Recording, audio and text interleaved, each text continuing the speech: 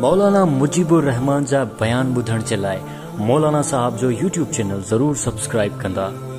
रोज़ाना वधो त आहिनि साईं। हिकिड़ो नओं हुयो हिंदू हुयो मुस्लमान थियो। मुस्लमान थियण खां बाद में सभु मुस्लमाननि जो जेको आहे इस्तक़बाल कनि पिया त माशाअल्लाह साईं अल्हम्दुलिल्लाह मुस्लमान थियो आहे, मुबारक ॾियोसि। त सभई जेको आहे मुबारक ॾींदा वञनि पिया। हिकिड़ो साईं मुस्लमान चुप करे ॾिसी करे रोए पियो। ॿियनि मुस्लमान पुछियो अड़े ज़ालिम भेण खिले नथो, ख़ुशि नथो थिए, वरी रोईंदो छाजे करे? चए रोआ इन ते लाहे थो त हे हिन टाइम वॾो ख़ुशि थिए थो, मुस्लमान थियो आहे। हा हिनखे ख़बर हाणे पवंदी रमज़ान मथां थो अचे। सॼी ज़िंदगी हिन जेको आहे खाधो आहे पीतो आहे गैर मुस्लिम जी हालत में 40 साल खां वठी करे मानी खाईंदो आयो आहे, पर हिनखे रमज़ान जे रोज़नि जी जेकी आहे उहा ख़बर न आहे। मथां रमज़ान थो अचे को टेंशन न आहे, रोज़ा रखंदो पाण ई ख़बर पवंदसि। ईअं हूंदा न रोज़ा रखंदा आहियूं न पोइ जॾहिं पहिरियों जेको आहे न जुमे में रमज़ान खां बग़ैर सभु जमायत जेको आहे टाइट थी वेठा हूंदा आहिनि। सिर्फ़ु जेको हेॾे फिरणु साईं कहिड़े टाइम जेको आहे बयान थो ख़तमु करे। हाणे हिन टाइम सभु अल्हम्दुलिल्लाह चुप करे वेठा आहिनि।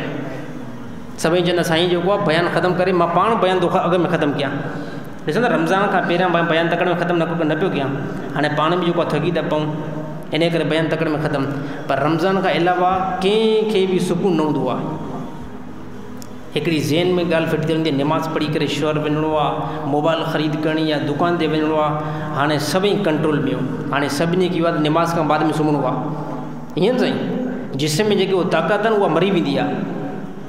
त रोज़े जो केतिरो फ़ाइदो थियो। अल्लाह ताला बि ईअं फरमायो, अल्लाह ताला फरमायो कुतिबा अलैकुम सियाम कमा कुतिबा अलज़ीना मिन क़ब्लिकुम लअल्लकुम तत्तक़ून। अल्लाह ताला फरमायो तव्हांजे मथां रोज़ा असां छाजे खां फ़र्ज़ु कया आहिनि? इहो इन जे करे तव्हांजे मथां असां रोज़ा फ़र्ज़ु कया आहिनि ताकी तव्हां मुतक़ी थी वञो। असीं रोज़ा रखो को गुनाह न थींदो, रोज़ा रखो गाने ॿुधण ते दिलि बि न कढ़ंदी, सफ़ा हिकिड़ो को बदमाश हुजे गाना ॿुधे त ॿी ॻाल्हि आहे। रोज़ो रखो तमामु गुनाहनि जे तरफ़ तव्हां माइल न थींदव। फिल्म ॾिसण ते बि जेके आदी आहिनि उन्हनि खे जेको आहे मज़ो न ईंदो आहे। मोबाइल हलाइण ते बि मज़ो न ईंदो आहे। नौजवान केॾा जेको आहे मोबाइल जा प्यासी आहिनि। पर जेकॾहिं रोज़ो रखो, पर रोज़ो बि कहिड़ो हुजे, जून जुलाई जो रोज़ो हुजे, साईं मोबाइल खे सुबुह साईं तव्हां जेको आहे सेफ में रखी छॾींदव। गर्मी अहिड़ी थींदी आहे न, दिलि ई न करे का शइ जेको आहे हलाइण ते तव्हांखे। त रोज़ो जेको आहे इंसान खे छा थो बणाए? रोज़ो इंसान खे मुतक़ी बणाईंदो आहे।